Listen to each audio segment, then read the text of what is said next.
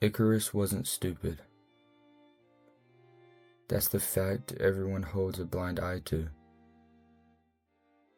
That he wasn't reckless just for the thrill of it. He wasn't drunk on arrogance alone. He was young, in a world that finally felt reachable. And his freedom tends to wear the illusion of possibleness. And they warned him of the sun, like how people warn you about love or ambition. Don't fly too high, they said, as if height itself was the sin, as if the sky belonged to someone else. And his father built the wings carefully, with wax and feathers, with blueprints soaked in fear and experience. And his father knew that surviving was an acquired kind of wisdom, a wisdom that you only earn by staying alive long enough. And Icarus knew only of the miracle of leaving the ground. The air under his feet, where doubt couldn't follow. And is that not a synonym of life? Being handed a fragile dream, and then being told to keep it at a reasonable distance. Keep it away from things that can make it shine, to not allow it to get close to fruition. As once it's too close to the sun, when it's too close to its peak, it will disintegrate, and you will plummet. You see, the sun wasn't evil. It wasn't malevolent. It didn't chase him. It didn't change its position. It just existed. Bright, indifferent, and honest.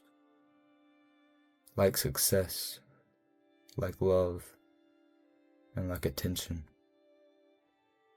And we all have a sun, a person, a version of ourselves, a future that glows so hard that it convinces us we're immune to consequences.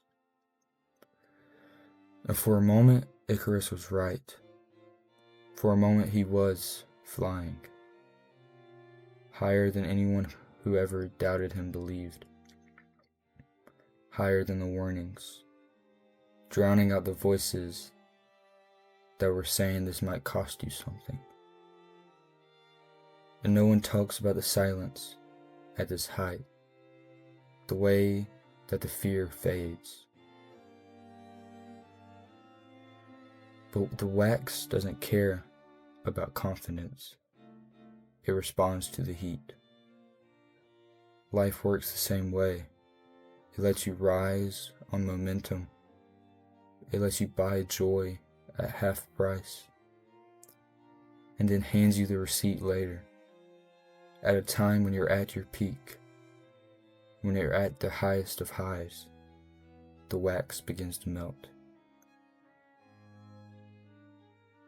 And Icarus falling, that's the part everyone remembers him for.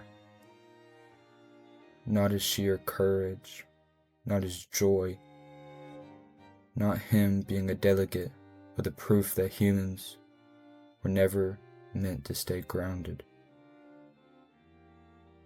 And we do this too.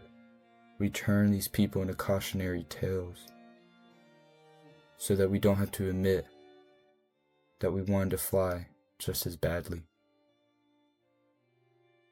Icarus didn't fall because he aimed too high. He fell because no one teaches you your own limits. To find your own limits, you must experience them. And still, every generation remakes the wings, They changed the material to call it safer now, to call it smarter. But the sun is still there. And somewhere, someone is lifting off, with their heart pounding louder than the voice of reason, choosing wonder over warning. And maybe that's not a failure. Maybe that's the cost of being alive, to risk the wax melting, just to know what it feels like to leave the ground at least once.